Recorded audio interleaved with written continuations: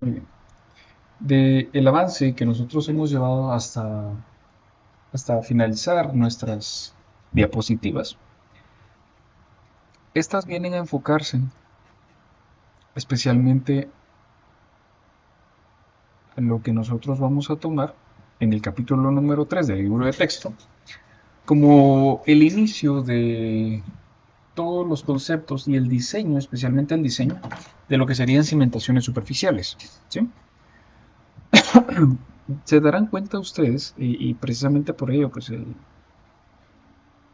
el tema de que puedan ir revisándolo también junto con su libro de texto, es precisamente de que,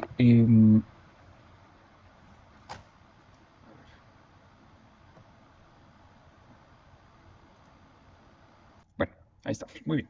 Entonces, pues les mencionaba, se darán cuenta que hay algunas gráficas incluso que han salido o han sido pues ejemplificadas en las presentaciones, ¿sí? Basadas en este libro de texto.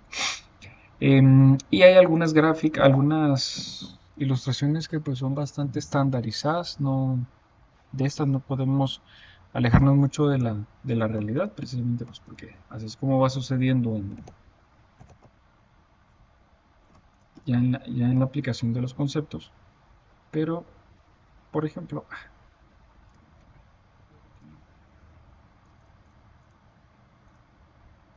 sí, no me deja acercar aquí. Bueno, pues lo importante es de que justamente gráficas como esta nos dan la pauta de la información que nosotros necesitamos ir procesando dependiendo de las características que tenga nuestro suelo, ¿sí? Y ya con ello, pues lo que nosotros vamos a ir encontrando es un comportamiento bastante estandarizado en base al tipo de suelo que nosotros tengamos. Y también, pues así como es de que este podría ir fallando, ¿ya? Entonces, ¿qué hay con ello? Si nosotros tenemos algún tipo de suelo con algunas características, como ángulo de cohesión, un ángulo de flexión interna, notarán ustedes que los puntos de formación del suelo son bastante característicos. Es decir, que no tenemos mucha, no nos podemos perder ahí, ¿sí? No hay mucho pierde ahí. De tal manera que cuando nosotros empezamos a analizar, dependiendo del tipo del suelo, pues lo que sucede es de que ya tenemos un pie adelante o ya vamos pues un tanto adelantados en base a lo que nosotros esperamos recibir o cómo es de que vamos a esperar que el suelo en ese punto se vaya comportando. Entonces, esto pues generalmente aplica para la mayoría de suelos. Habrán algunos casos bien puntuales que iremos viendo y afinando conforme avancemos, ¿sí? Pero en esencia es como nuestros suelos pues van teniendo algunas modificaciones dependiendo de y comportamientos. Ahora bien, vean ustedes que, y se recordarán de las diapositivas que veíamos donde nosotros debíamos de hacer algo así como un ajuste dependiendo de qué tipo de estructura fuéramos a tener. Ahora bien, lo importante aquí es de que cuando nosotros teníamos que revisar alguna estructura de cimentación particular como cimentaciones continuas o corridas, lo importante es de que a este punto pasa algo bien peculiar. Eh, vale la pena que pues también ustedes puedan anotar aquí las ecuaciones o apuntar el número de ecuación que van teniendo en estos lados, precisamente porque estas nosotros las vamos a ir ubicando al momento de hacer algunos cálculos, que precisamente es el objetivo que avancemos el día de hoy y pues llegar a este punto, ¿sí? Nosotros vamos a revisar un ejemplo que se encuentra pues aquí un poquito más adelante, en el cual pues nosotros tenemos algunos puntos importantes de los cuales pues estas ecuaciones las vamos a ir planteando. Lo importante acá es de que ustedes puedan generar sus propias hojas de Excel, ¿sí? Y posterior a ello vamos a generar una hoja aquí chiquitita, rápida de MATLAB, ¿ya? Em, entonces, lo que nosotros vamos a procurar es revisar tres ejemplos bien rápidos y prácticos que están aquí en el libro de texto. Y con ello, pues nosotros ya nos vamos a ir eh, ajustando un poco a la forma de cálculo que tiene el autor en estos casos, ¿sí? Bueno, notarán ustedes que conforme el desarrollo del capítulo número 3 tenemos tanto las tablas de factores de capacidad de carga de Terzaghi, ojo que estas pues van, recuérdense, para cimentaciones cuadradas, pero también existe para una cimentación corrida, ¿sí? Y circular. Em, Obviamente, dependiendo de qué ecuación nosotros le vamos a aplicar, notarán ustedes que acá en la parte superior les hacen referencia al número de ecuación que se aplica. Digamos que esta tabla pues la vamos a utilizar para las ecuaciones 3.4, 3.5 y 3.6, que son precisamente estas que tenemos acá, ¿sí? Y lo que se refiere a la 3.9, 3.10 y 3.11, pues son esas cimentaciones continuas, cuadradas o circulares, pero que van teniendo alguna modificación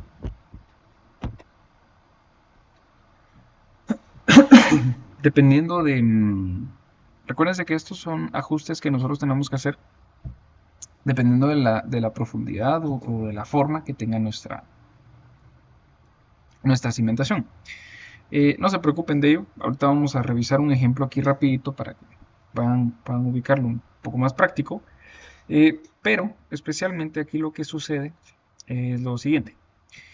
Vean ustedes aquí en el ejemplo 3.1, lo que se pide es de que a través de una zapata que tiene 2 metros por 2 metros en planta y está ubicada a un desplante de 1.5, lo que nosotros vamos a tener es un suelo que tiene ciertas particularidades. Ojo que esto, a este punto, normalmente son esos valores que nos brinda el laboratorio geotécnico, ¿sí? Pues generalmente van a ser, ¿cómo se llama esto? Esos puntos importantes que el geotecnista normalmente viene y genera con eh, su investigación precisamente geotécnica, ¿sí? Bueno, entonces, lo que nosotros tenemos acá es una zapata particular de 2x2, tiene un ángulo de fricción de 25 grados y una cohesión. Ojo que las cohesiones normalmente vienen dadas en unidades de fuerza de peso sobre un metro cuadrado, o también expresada en kilopascales, muchas veces en alguno de los libros de texto, para que ustedes le puedan ir prestando atención. Las muestras que normalmente se extraen en campo, pues obviamente lo que nos van a dar es un peso específico, ¿sí? Y con este peso específico lo que nosotros hacemos es operarla directamente dentro de la ecuación. Se nos pide que determinemos la capacidad permisible sobre esta cimentación puntual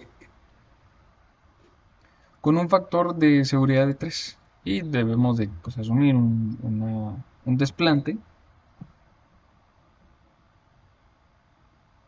tal de 1.5.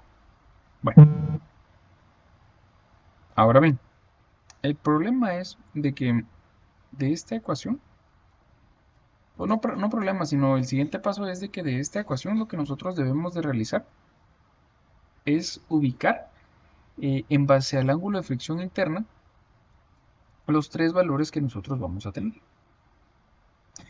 En este caso, si ustedes se fijarán, vamos a contar con los siguientes puntos. Miremos. Si nosotros tenemos un ángulo de fricción interna de 25 grados, lo que debemos de realizar acá es regresar. Y cabalmente acá, pues vamos a tener, permítanme ver,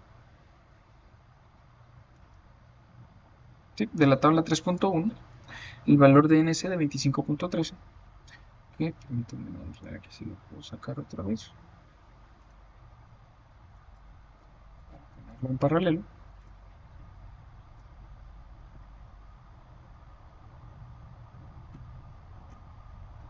De la tabla 3.1, aquí estamos efectivamente con los valores indicados.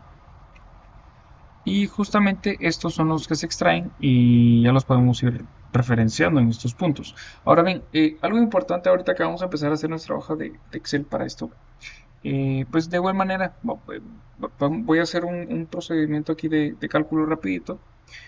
Em, Como les decía, pues en esta hoja de cálculo, para que puedan ir siguiendo en base a las ecuaciones que tengamos y con ella vamos a posteriormente chequear un Excel, que lo que yo busco aquí es de que les quede a cada uno de ustedes para que más adelante puedan ir aplicándolo en sus diseños, ¿sí? Eh, Obviamente todas las cimentaciones son diferentes y por eso es tan importante que nosotros sí aprendamos a identificar cuáles son las que debemos de ir usando. Em, Noten ustedes que como el ejemplo trata sobre una cimentación que es cuadrada, es decir, que mide exactamente lo mismo en su base por largo, una zapata, aquí sí hay un esquema de zapata tridimensional, bueno, de aquí a que lo encuentre va a estar complicado, pero digamos que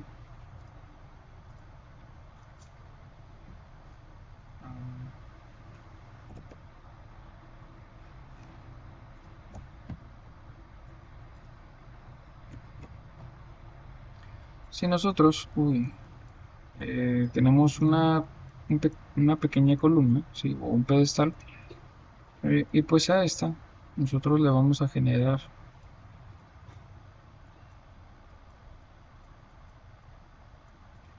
pues ciertas dimensiones. Normalmente a este lado se le conoce como la base de la zapata, ¿sí? Mientras que a este normalmente se le llama largo, ¿sí? Este sería entonces el espesor, ¿sí? Y pues como recordando que esto está a cierta profundidad del suelo, de este punto, aquí en línea color azul, de este punto hacia este, a esto le denominamos como desplante, que es el famoso de sub F, ¿sí?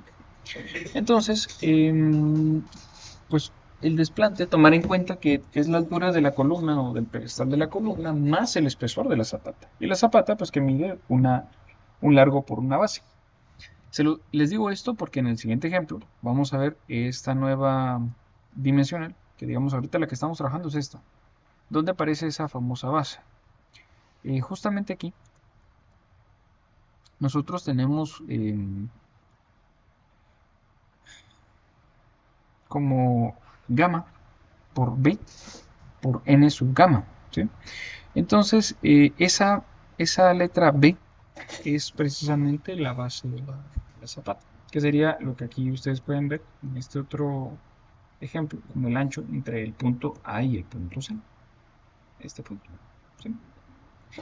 Entonces, si vamos a la tabla y vamos extrayendo estos valores, ahora voy a regresar aquí del lado izquierdo al ejemplo, pues no es más que operarlos ya directamente a estos puntos. Entonces está bastante sencillo porque lo que hacemos es de que de la capacidad última tomamos este valor de 1.3 que si se fijan ustedes aquí para cimentaciones cuadradas es un valor constante, es una ecuación pues, bastante práctica. Y de hecho aquí no, todavía no la he transcrito. Bueno,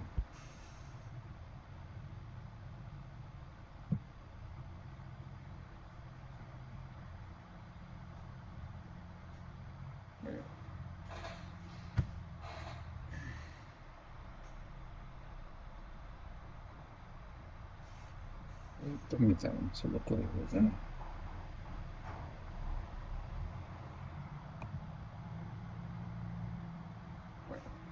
Oye, entonces, se fijarán ustedes de que cuando nosotros aplicamos justamente esta ecuación, lo que hacemos acá es operar el 1.3 por la cohesión que tiene el suelo específicamente, por el valor de NC, el cual ya extrajimos de la tabla, el valor Q, que en este caso corresponde, vamos a ver,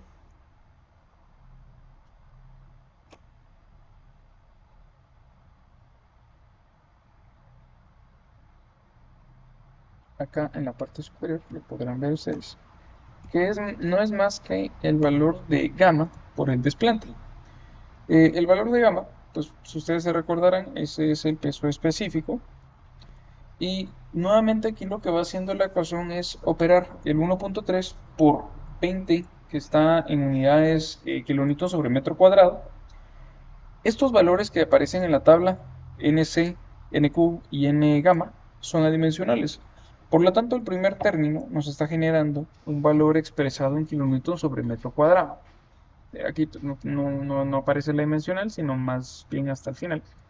Y luego de ello tenemos el valor de Q, que como les decía, pues es gamma por D sub F. Es decir, que sería el 16.5, que precisamente está aquí. El desplante, ese va en metros, ¿sí? Y nuevamente, pues recordando que el valor de peso específico es kilonewton sobre metro cúbico, al multiplicarlo por el desplante, anulamos ese cúbico, esa potencia a la 3 del metro cúbico y nos queda pues cabalmente kilonewton sobre metro cuadrado. Posterior tenemos una constante de 0.4, la colocamos, una, un peso específico de 16.5 se replica acá. Y luego tenemos la letra B, que regresando a nuestro pequeño esquema, pues sería este valor que toma la medida de 2 metros. ¿Sí? Bueno, entonces, para esta cimentación que es completamente cuadrada, no hay variación. ¿Sí? Eh, Se puede tomar cualquiera de los dos lados, pero si en algún caso surge la duda, eh, y yo estoy trabajando sobre zapatas que sean rectangulares, ¿ya? Porque si se dan cuenta ustedes acá solo tienen zapatas cuadradas. Pero cuando nosotros trabajamos sobre zapatas que sean rectangulares, lo que debemos de tomar es el valor más pequeño. ¿Sí? Porque lo que hace un valor más pequeño es reducir el producto de este tercer término en la suma, y lo que hará es de que genera una capacidad admisible más bajita.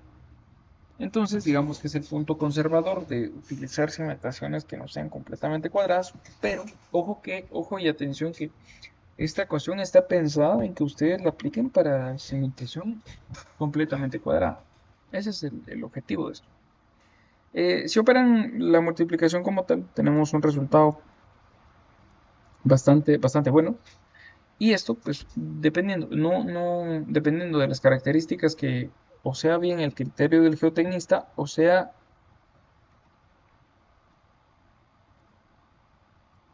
el parámetro también del requerimiento del proyecto, podemos llegar a tener un valor de factor de seguridad.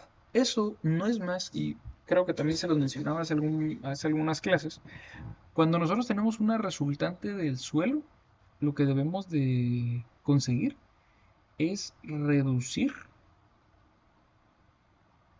la capacidad que nos genera el laboratorio a través de estas ecuaciones, dependiendo del criterio del laboratorista.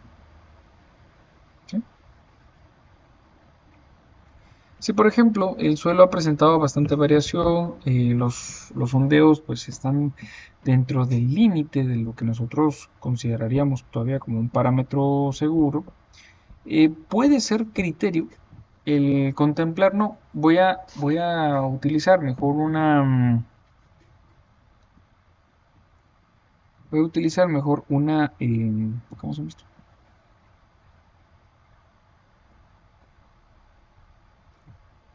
un criterio en el cual eh, la conclusión sea el factor de seguridad lo puedo reducir a un valor de 2 o aumentarlo, mejor dicho, a un valor de 3. Normalmente los factores de seguridad andan desde 1.5 hasta 3. Depende mucho del tipo de suelo, ¿sí? En este caso, digamos que para cubrirse con bastante seguridad y no exponer la estructura, muy bien, y puede decir, puede ser el criterio de el diseñador o el geotecnista contemplar, no, voy a mantenerme siempre con 3 y lo importante de esta conclusión es de que este valor directamente lo dividimos sobre el factor de seguridad que se desea para ese tipo de suelo. ¿Ya? Entonces, pues nuevamente, depende mucho de qué tipo de suelo vayamos nosotros a utilizar y la información que hayamos obtenido. Si dividimos directamente este valor sobre 3, obtenemos el valor de capacidad admisible y digamos que si no existiera alguna carga puntual, perdón, algún momento puntual sobre la zapata, pues podemos concluir de que axialmente hablando, esa zapata podría resistir esta capacidad determinada, que sería de 1438 kilómetros. Esto en la realidad es muy complicado de que se pueda dar, porque generalmente todas las estructuras están sometidas a un sismo. Cuando les digo que están sometidas a un sismo, es pensando en que cada una de estas estructuras lo que va a hacer es tratar de voltearse, ¿sí?, de un lado a otro. Y esto en las bases normalmente lo que genera es lo que va a generar es un momento de reacción en la base, ¿sí? Entonces, a sabiendas de esto, pues nosotros podemos decir, bueno, pues no, ahorita solo nos funciona como parámetro preliminar, pero no es algo eh, definitivo ni práctico ya en la realidad. Y ahora entramos a algo que sucede normalmente creo que no vale la pena preguntar. Bueno, no sé si alguien tiene alguna pregunta. Esto es un ejemplo bastante sencillo, ¿no? En realidad, no sé si alguien tiene alguna duda. Eh, Recuérdense que pueden levantar su mano. Sí, gracias. Muy bien, todo bien. Perfecto. Y aquí ya les voy viendo y les voy atendiendo, con mucho gusto. Perfecto, entonces, noten. Cuando nosotros vamos a tener algún tipo de suelo en el cual, o queremos ubicar alguna zapata donde el suelo en realidad no nos está ayudando, no nos está beneficiando, muchas veces puede ser de que lleguemos a tener presencia de un nivel freático, es decir, agua subterránea. Entonces, el problema que normalmente da ese tipo de suelos es de que los comportamientos de la cimentación de la zapata, en estos casos, pues obviamente van a cambiar, ¿sí?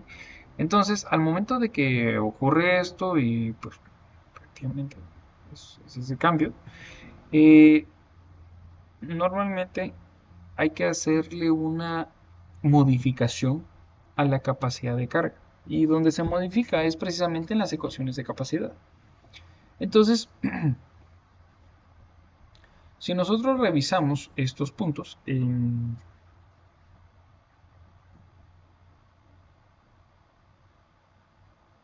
notarán ustedes los siguientes parámetros.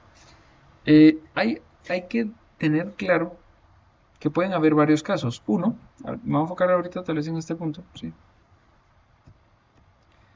O ya sea bien que el nivel de desplante que nosotros deseamos alcanzar por X o Y razón, se encuentra debajo del nivel freático.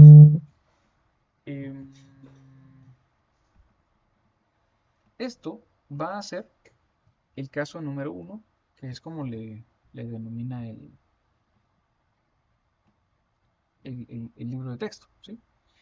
Eh, pero bien, puede ser también el caso en el cual el nivel freático quede por debajo del desplante. ¿Sí? Entonces, lo que nosotros tenemos es precisamente una distancia d. Esta necesito que la aprendamos a identificar, ¿sí? Esta solo va a aplicar para el caso número 2 y esta pues va a tener aquí su propia ecuación. Y noten que aquí ya se incluye esa variable. Y aparte, para el caso número 1 tenemos la variable d1, perdón, y tenemos la variable d2. D1 es del nivel de terreno hasta donde va a llegar el nivel freático y el nivel D2 sería de ese nivel freático hasta donde llega el desplante. Por lo tanto, pues es práctico concluir de que D1 más D2 va a ser igual a DF. Es bastante notorio, ¿verdad? Bueno, entonces, si esto va así, vean que al momento de que subimos y revisamos en el caso número 1, ¿qué pasa esto que les mencionaba? El nivel freático se ubica entre 0. Estas medidas que aparecen aquí son del desplante, ¿verdad? Van desde 0 hasta el desplante y ahí va a estar ubicado de 1. ¿Sí? Es decir, que no estamos superando el nivel de desplante como tal.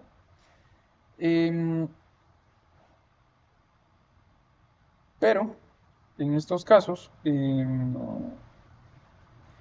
la forma en la que se calcula la sobrecarga efectiva es multiplicando esta profundidad de nivel freático por el peso unitario o el peso específico, perdón, del suelo, ¿sí?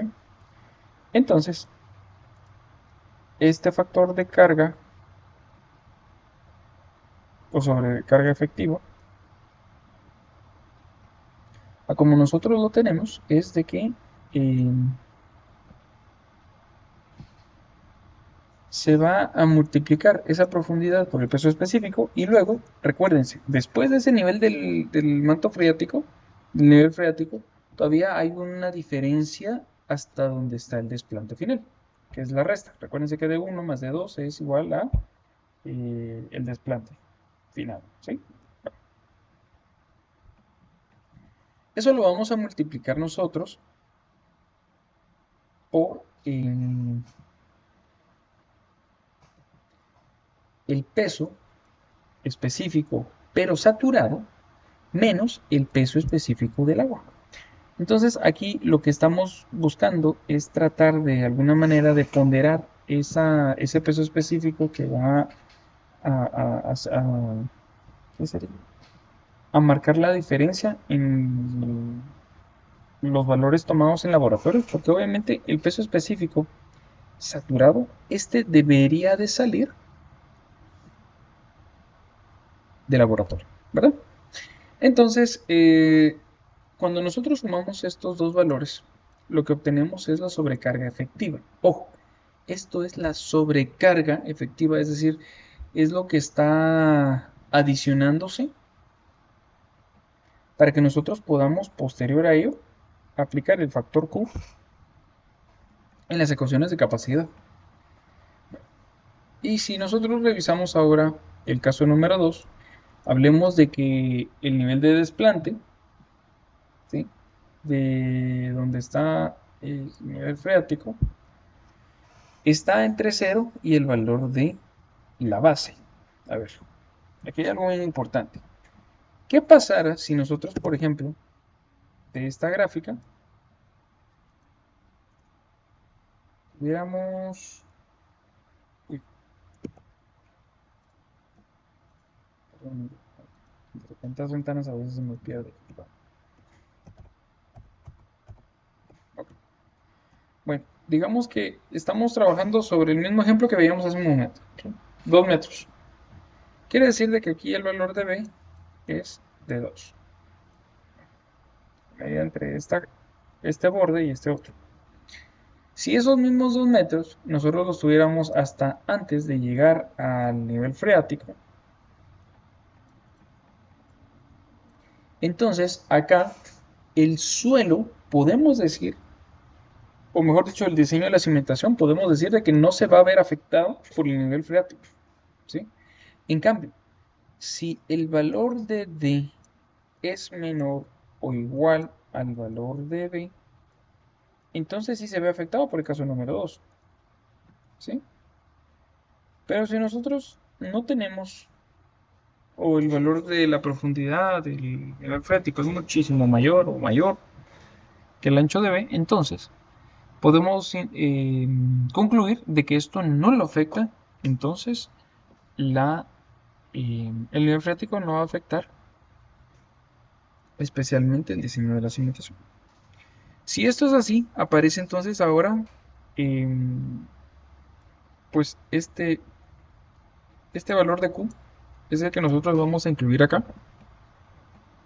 Ah, no, perdón, perdón, me pasé de página. Disculpen, ahí estamos, es este, ¿no? Entonces, este valor de Q sería el del peso específico por el desplante, como tal. Eh, este peso específico, o el factor de gamma, en este último término de las ecuaciones de capacidad de carga, nosotros tenemos que hacerle un ajuste y tenemos que sustituirlo por algo así como un peso específico promedio, ¿sí? En el cual pues, nosotros le vamos a sumar al peso específico que pues ya teníamos el valor de la profundidad entre el desplante y nivel freático sobre la base multiplicado por el peso original. Ah, miren que aquí arribita, permítanme, ¿dónde está? Se me había perdido. Ah, aquí está, perdone, aquí está. El valor de gamma y un apóstrofe es igual a el valor del suelo saturado menos el peso específico del agua. Esto lo sustituimos de este lado y ya se lo vamos a sumar al valor de D, ¿sí? Que es la profundidad entre desplante y nivel freático, lo dividimos sobre la base B y esto lo multiplicamos por el peso específico del suelo menos el peso saturado. Bueno, y aquí como lo afectamos por un menos, sería menos el peso saturado más el peso del agua, ¿sí? O menos el valor de gamma eh, apóstrofe, ¿sí? Para que, para que tengan la referencia, ¿verdad? Muy bien, entonces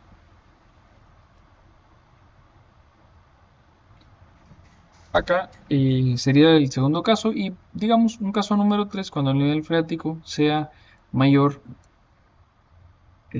a la base, que era el esquema que hacíamos hace un momento, el agua no tiene efecto sobre la capacidad de carga última. Entonces, por eso es importante. Y si en algún caso ustedes tienen nivel freático dentro de la cimentación que están por trabajar, pues mi consejo sería de que traten de no profundizar tanto, ¿sí? O que la dimensión de la zapata no sea tan, o ya sea bien, no sea tan pequeña, ¿sí? Es decir, que procuren que sea grande para que así entonces amplíe el área de donde se va a dispersar esta carga distribuida como tal. Y esto lo que hace es beneficiar de tal manera que no tengamos una modificación tan considerable con eh, con nuestro diseño de cimentación.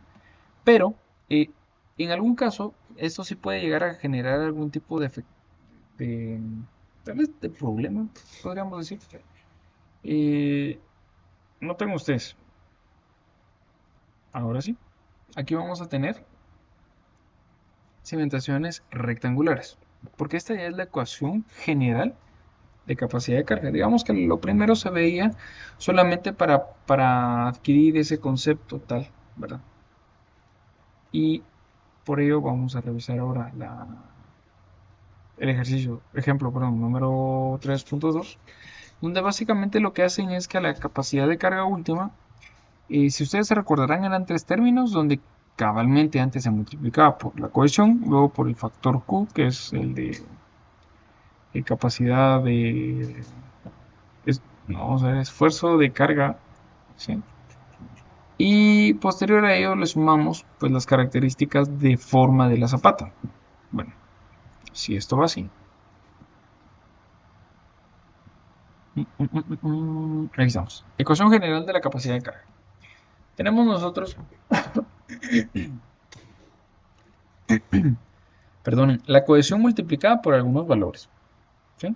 Estos valores son correspondientes a factores de capacidad de carga, que es NC. Aquí también aparece en el segundo término NQ, N gamma. ¿Sí? Tenemos un valor F sub CS, que esto es entonces factores de forma.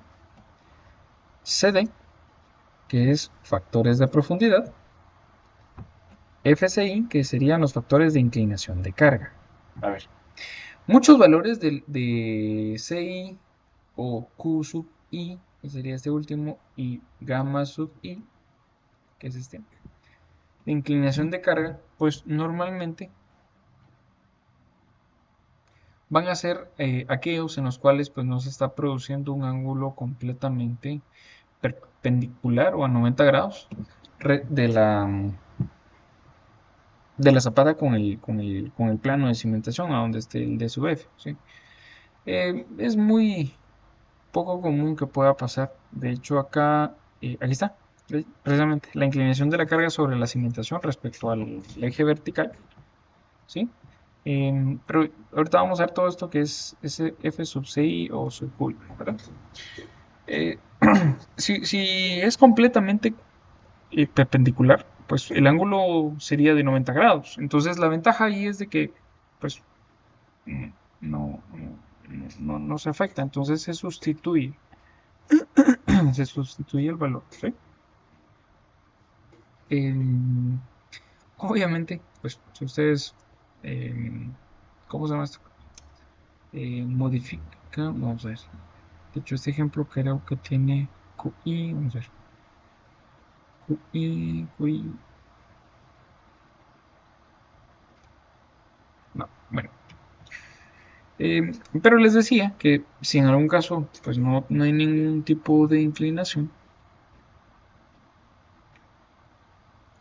prácticamente este término último de la primera expresión, este último de la segunda y este último de la tercera, pues básicamente se nos vuelve en una unidad, ¿sí? Entonces para que ustedes lo tengan siempre presente, ¿sí?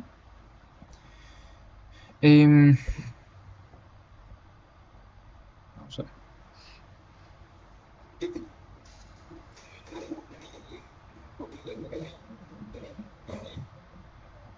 Muy bien.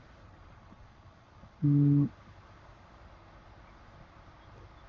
ok. Entonces, vean ustedes que ahora lo que vamos a hacer es ir haciendo algunos ajustes en cuanto a la forma, a la profundidad, bueno, en este caso no va a haber inclinación, eh, y directamente los factores de capacidad de carga, que esos son los que ya teníamos originalmente. ¿Sí? Esta ecuación para lo que nosotros la vamos a utilizar es para determinar pues, esos parámetros que van haciendo algún ajuste como tal. Y también aquí,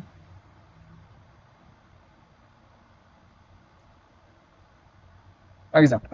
Esto es lo importante, miren ustedes. Em, Las ecuaciones de capacidad de carga, que eran las que veíamos anteriormente o en el ejemplo que estaba descrito en la sección del capítulo 3, 4 y 5, no tomaban en cuenta ni las zapatas rectangulares, pero tampoco de que la cimentación podría estar inclinada, que tampoco tomaban en cuenta la resistencia cortante a lo largo de la superficie de falla en el suelo. Entonces, precisamente Meyerhoff lo que hace es propone algunos factores modificadores a esos tres términos de la ecuación de la capacidad de carga última, y lo que hace esto es tratar de ir ajustando los valores a donde así corresponda. ¿Sí? Factores de capacidad de carga, de hecho cabalmente es aquí la que son las ecuaciones que vamos a empezar a ver.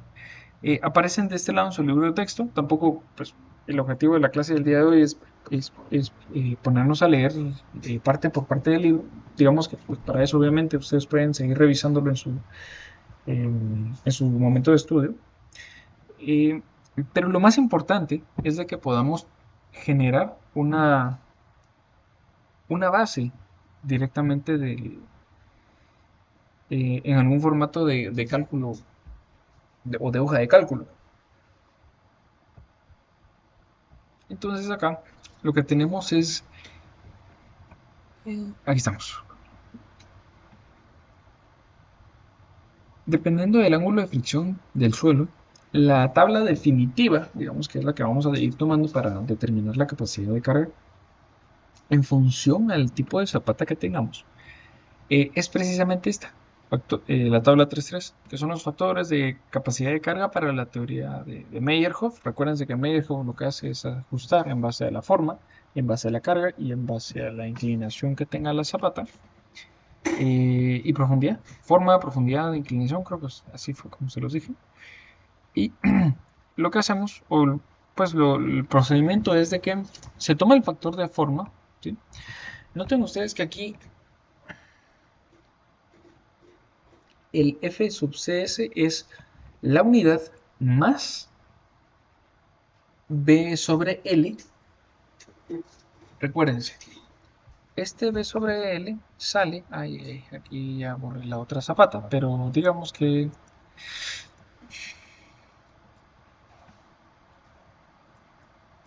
si teníamos una zapata, aquí habría que hacerla concéntrica, ¿verdad?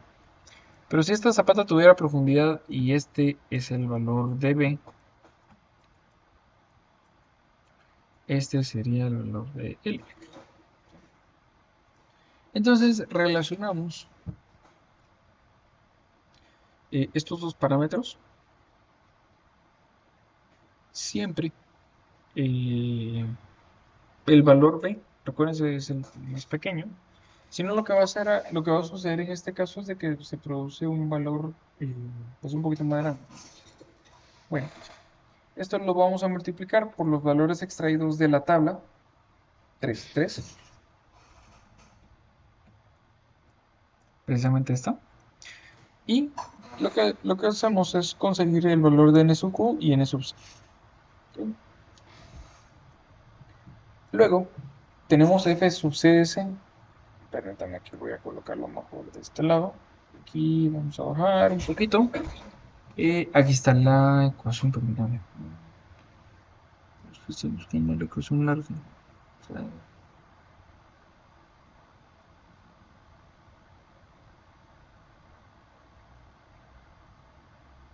Aquí está. Esta. Precisamente. Ay, Dios. Aquí lo que hace.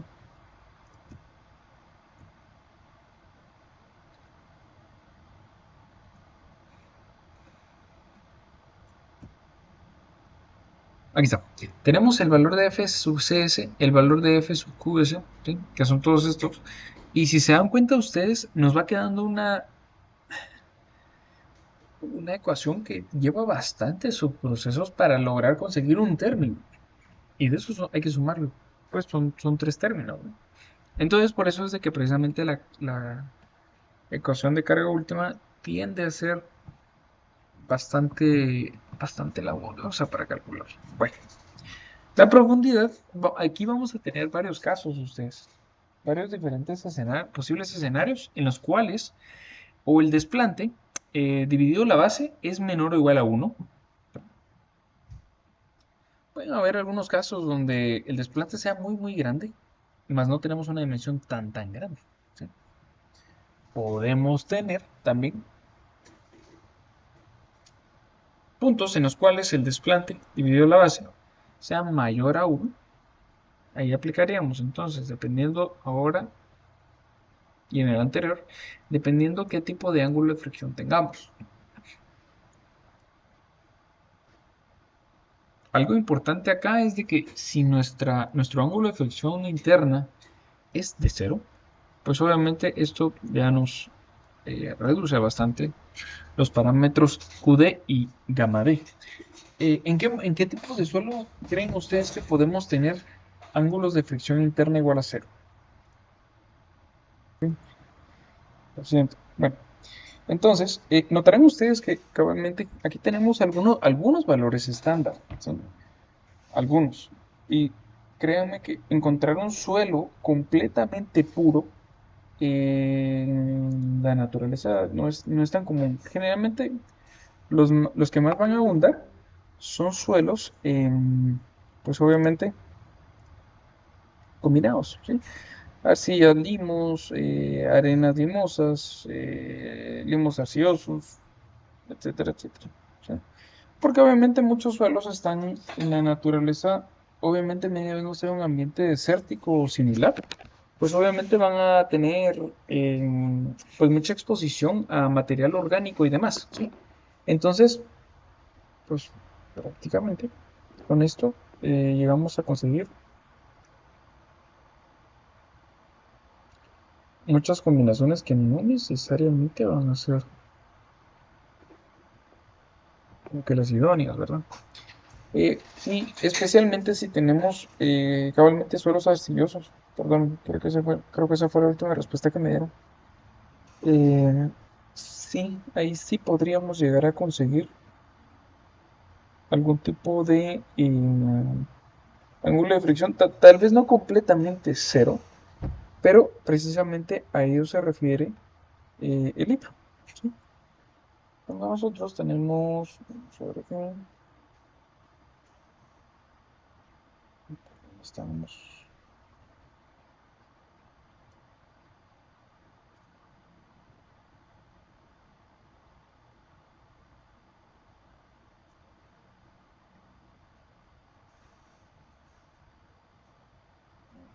Mm,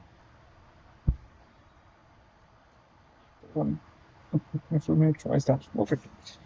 Entonces, pues obviamente muchos de los ángulos de fricción interna van a estar en esta categoría, ¿sí? De lo contrario, la adecuación a utilizar es un poquito más fácil, ¿sí? Entonces, por ello es de que lo vamos a ir haciendo su pequeño ajuste y ya con ello pues, va a ser más rápido. Muy bien, ¿qué más? ¿Qué más? Si tenemos otros valores, noten ustedes, miren, aquí hay algo bien importante. El ángulo de fricción interna se ingresa en grados, ¿sí? Pero cuando ustedes tienen estas tangentes inversas, el producto de esa tangente inversa se, pues lo obtenemos en radianes. Por eso incluso aquí se les indica radianes. Donde no les indique radianes, esto iría entonces en grados. Aquí hay varias ecuaciones. Ahorita no se preocupen mucho de esto. Pues obviamente hay algunos puntos aquí que no. Vamos a ir viendo más adelante. ¿Sí? Y, uy, perdón, no me había fijado en la hora. Bueno, ya para ir terminando, eh, creo que no voy a lograr completar el ejemplo, pero bueno, si no lo seguimos viendo el día de mañana, no pasa nada. Miren ustedes, aquí en el ejemplo 3.2, que sería el que les voy a pedir de favor que puedan siempre ir volviendo a revisar, pues tal vez si me hacen favor de volver a hacerlo a mano, ¿sí? O sea, cada quien por su lado.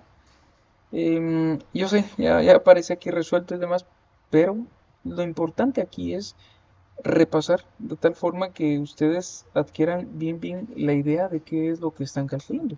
¿Sí? Entonces, pues obviamente muchas veces cuando tenemos y volvemos a hacer el ejemplo a mano, hacerlo en papel y lápiz, es un poco más práctico para ir viendo qué fue lo que le pasó a la ecuación. Noten ustedes que aquí empiezan a relacionar los valores. Claramente, B sobre L en este ejemplo, porque noten ustedes, dice resuelva el problema el que habíamos visto de la zapata de 2 por 2, el ángulo de fricción de 25, perdón, y la ecuación de bueno, peso unitario de 16.45 y cohesión de 20, creo, si no mal estoy. ¿Verdad? Pero, pues obviamente, noten ustedes, aquí cada vez que nos ingresan el valor de phi apóstrofe, phi prima, pues tenemos el ingreso de los 25 grados. Operamos la tangente, la multiplicamos por 2, y aquí pues lo multiplicamos por 1 menos el seno de 25, etcétera, etcétera. Estos resultados, como les decía, allí se obtienen en radianes, es decir, que aquí, de hecho, sería 1.233 radianes. Pero como los radianes, pues cuando no estamos utilizando el movimiento rotacional o alguna cuestión angular y demás, se omite, ¿sí? Por eso es de que estos valores ingresan como adimensionales nuevamente y cada vez que ustedes operan las ecuaciones que veíamos aquí en la sección 3.4, que de hecho es una tabla, ¿sí?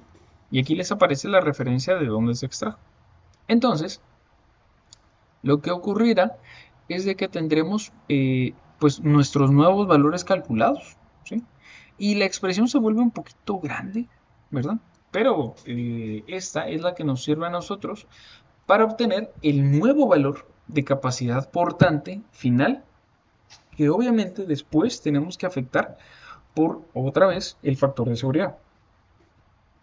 Y nuevamente, si aquí nos hubieran dado un valor de factor de seguridad de 3, lo que nosotros hacemos de 2, perdón, es solamente dividir esto sobre 2, de 2.5, de 1.5, ¿sí? El que sea considerado el adecuado para este tipo de producto. En este caso, pues sería 457. Y si quisiéramos también, asumiendo que esto no tiene un efecto de momento en el punto de aplicación, pues aquí obviamente vamos a tener una carga puntual permisible vertical de 1830.8. ¿Ok?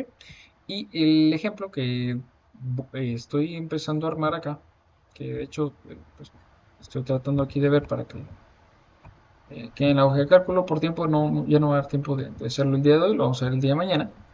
Pero lo que vamos a hacer aquí de forma eh, preliminar o rápida es de que, miren, hay algunas ecuaciones que son un poquito complejas, ¿sí?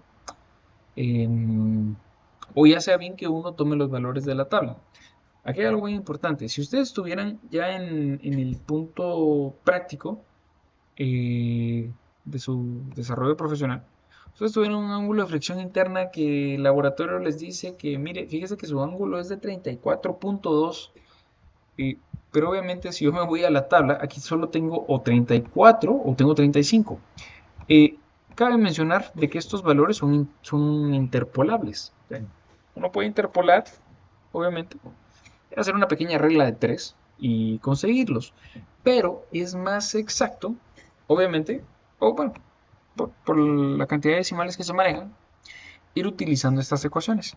La ventaja de que tengan ustedes las ecuaciones es de que no necesitan transcribir la tabla a una base de datos de Excel, por ejemplo, y pues ya cuando ustedes colocan el ángulo, extraerlo, que de alguna manera, pues, a mi forma de verlo, es la manera más práctica en la que ustedes pueden programar para que les quede nuevamente después esa hoja de cálculo, ¿verdad? Y así pues ya ir finalizando, perdón, ajustando y teniendo pues obviamente eh, más exactitud,